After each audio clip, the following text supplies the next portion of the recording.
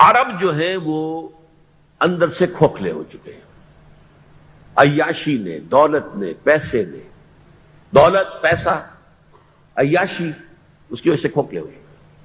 یہاں میں آپ کو دو حدیثیں سنانا چاہتا ہوں۔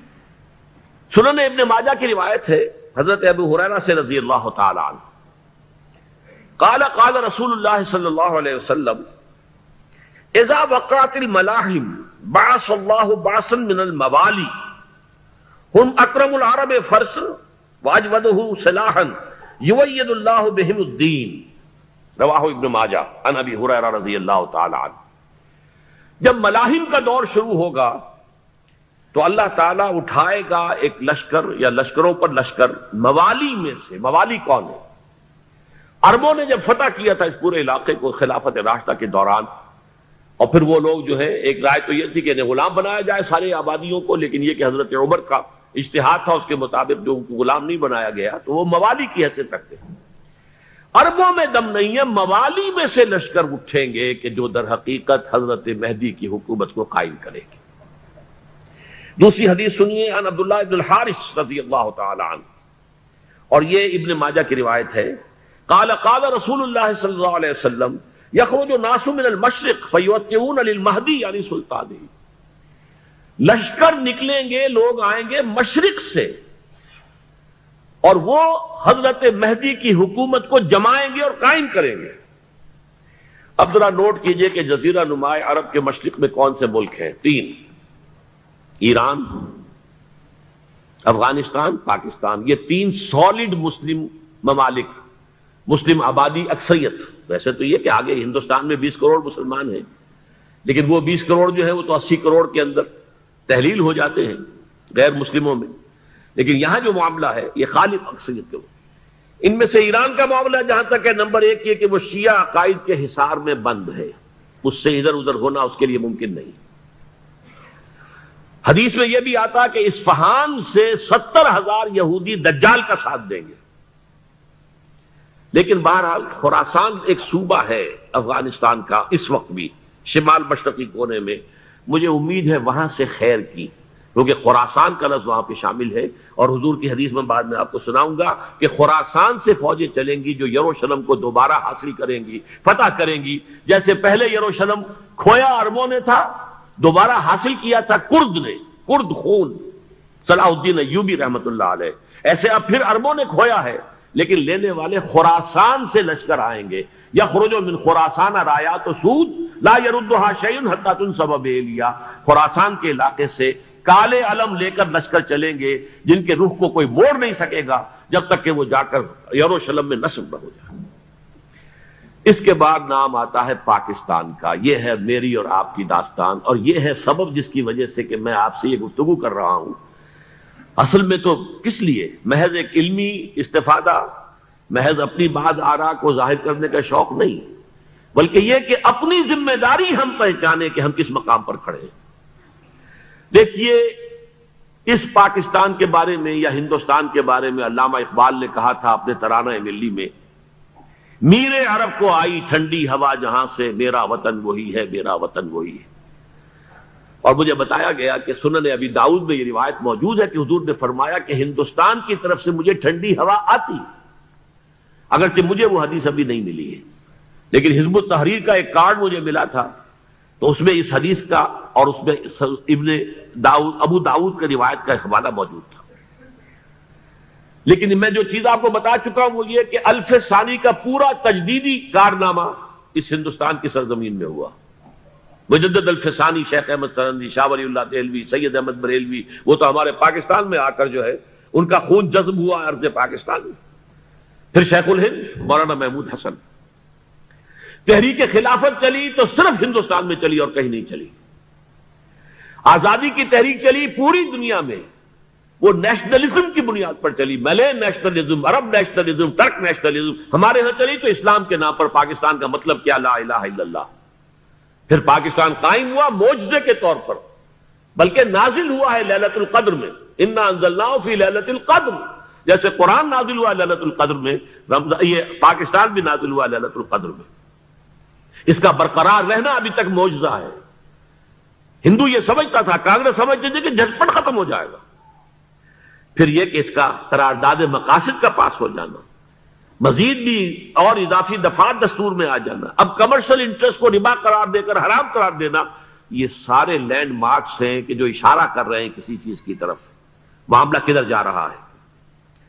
پھر یہ کہ یہ جو 14ویں صدی کے مجدد تھے شیخ الہند، اس کے بعد سے کچھ ایسی شخصیتیں عظیم پیدا ہوئی ہیں ہند میں، جن کو میں سمجھتا ہوں کہ 14ویں صدی کے مجدد اور 15ویں صدی کے مجدد کے درمیان یہ 15ویں صدی کے مجدد کی راہ کو سیدھا کرنے والے، جیسے کہ حضرت یحییٰ نے کہا تھا میں تو آنے والے کا راستہ سیدھا کر رہا ہوں حضرت عیسیٰ کے لیے، ایسے ہی 15ویں صدی کے لیے امام مہدی کے لیے راستہ صاف کرنے والے سب سے پہلے علامہ اقبال، جنہوں نے اسلام کا تصور دین کی حیثیت سے دوبارہ زندہ کیا ہے، ورنہ اسلام ایک مذہب کی شکل اختیار کر چکا تھا.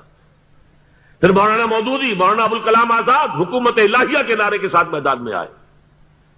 یہ اقبال نے جو تصور پیش کیا تھا اس پر عملی جد و جہد کے لیے حزب اللہ قائم ہوئی. نوٹ کر لیجئے 11 برس کا فرق ہے عمر کا علامہ اقبال کے اور ابوالکلام کے. اور 1913 میں جب حزب اللہ قائم کی ہے اس وقت علامہ اقبال کی ملی شاعری اپنے عروج کو پہنچ چکی تھی. پھر یہ کہ علامہ اقبال کے بعد تعمیل جو ہے اس کام کی وہ ابوالکلام نے کی، لیکن روایتی علماء کی شدید مخالفت کی وجہ سے وہ بددل ہو کر چھوڑ گئے، کانگریس میں شامل ہو گئے، بساط جو ہے حزب اللہ کی انہوں نے لپیٹ دی. پھر مولانا مودودی آئے، انہوں نے وہ ڈور جو ہے اس کا سرا تھاما، جماعت اسلامی قائم کی حکومت الہیہ ہی کے قیام کے لیے. اگرچہ میرے نزدیک یہ کہ وہ انتخابی اور ایک قومی سیاست کی ایک جماعت بن کر پاکستان میں جو ہے دلدل میں پھنس گئی ہے، اب ہم اس کی کوشش کر رہے ہیں تنظیم اسلامی اور یہ تحریک خلافت جس کے تحت یہ جلسہ ہو رہا ہے. یہ ساری چیزیں وہ ہیں کہ آپ کو سوائے پاکستان کے اور کہیں نہیں ملیں گی پوری دنیا میں. معلوم ہوتا ہے کہ پاکستان کو بہت بڑا رول پلے کرنا ہے اس میں، اور اس کے ساتھ اب جمع کر لیجئے افغانستان کی عمارت افغانستان، اسلامی عمارت افغانستان قائم ہو چکی ہے. یہ پچھلے 20 سالوں میں جو کچھ وہاں ہوتا رہا ہے اس سے پہلے تصور نہیں ہو سکتا تھا. کابل جو ہے وہ تو جیسے پیرس کا تمدن تھا ویسے کابل کا تھا، وہی لباس، وہی سکرٹس. یہاں جب آئے تھے شاہ ساحل ظاہر شاہ سرکاری دورے پر تو ان کی جو ملکہ صاحبہ تھی ان کے ساتھ وہ سکرٹ میں ملبوس تھی.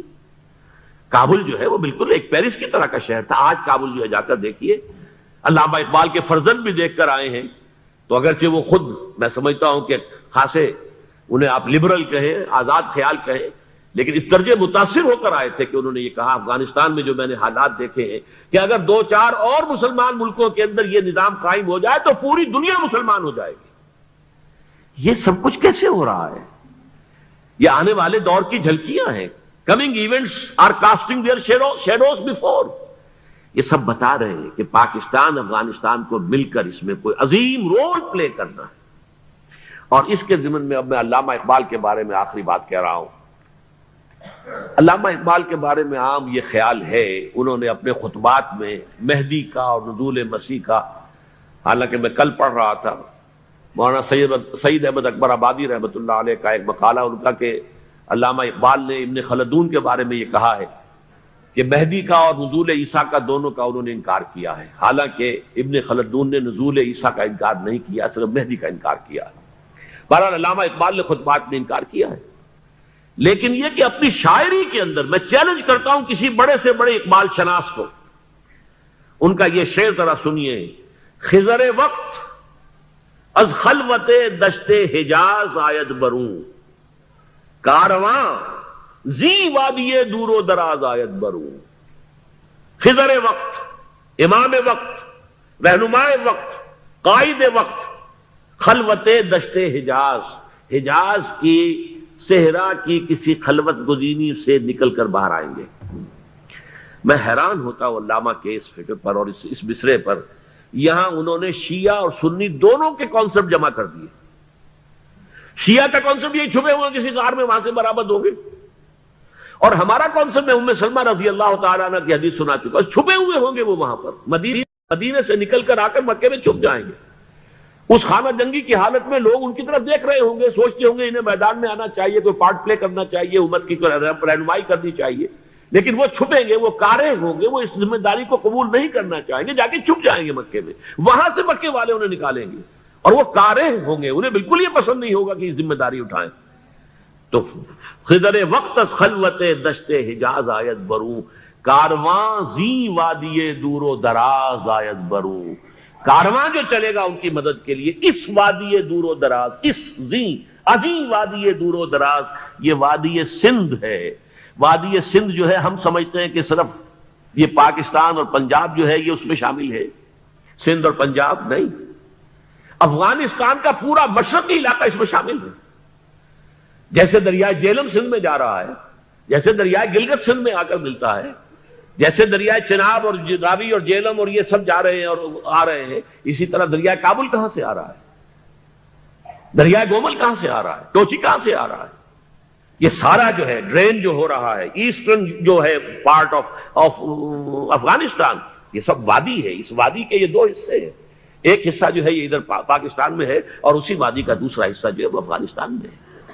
کارواں زی وادی دور و دراز آیت بروں، کارواں چلے گا یہاں سے. یخرج الناس من المشرق یؤتون للمہدی یعنی سلطان ہی، مشرق سے فوجیں چلیں گی کہ جو مہدی کی حکومت قائم کریں گی. اور یخرج من خراسان رایات و سود، اور خراسان سے سیاہ پرچم چلیں گے کہ جن کا رخ کوئی موڑ نہیں سکے گا، حتیٰ تنصب بیلیا، یہاں تک کہ وہ جا کر یروشلم کے اندر نصب ہو جائیں گے. حضرات، میں ایک میری گفتگو کا حصہ باقی تھا لیکن میں اسے چھوڑ رہا ہوں، اس لیے کہ گلوبلائزیشن جو اس کی ہوگی، جو خلافت علی منہاج النبوہ کی تجرید کامل حضرت مہدی کے ہاتھوں عرب میں ہوگی، اس سے پہلے اس کے لیے محنت، کوشش، جد و جہد پاکستان اور افغانستان میں ہو چکی ہوگی جو اسے سپورٹ کرے گی اور وہاں جا کر حکومت قائم کرے گی. اس کے بعد گلوبلائزیشن کا جو مرحلہ اس کا ہے وہ حضرت مہدی کے ہاتھوں نہیں ہے، وہ حضرت عیسیٰ ابن مریم ان کے نزول کے بعد ہے، جن کے نزول کے بعد دجال کا خاتمہ ہوگا اور یہودیوں کا استحصال ہوگا. مسلمانوں پر بھی بڑی تکالیف عربوں پر آئیں گی، شدائد آئیں گے، لیکن یہ وہ میں حصہ جو اپنی گفتگو کا آج چھوڑ رہا ہوں اس لیے کہ میں دیکھ رہا ہوں کہ بعض حضرات کا صبر کا پیمانہ اب لبریز ہو رہا ہے، تو میں اس حصے کو پھر ملتوی رکھتا ہوں کسی دوسری محفل اور کسی دوسری مجلس اور نشست پر. لیکن یہ کہ امام مہدی کی حکومت قائم کرنے کے لیے کون لوگ آئیں گے،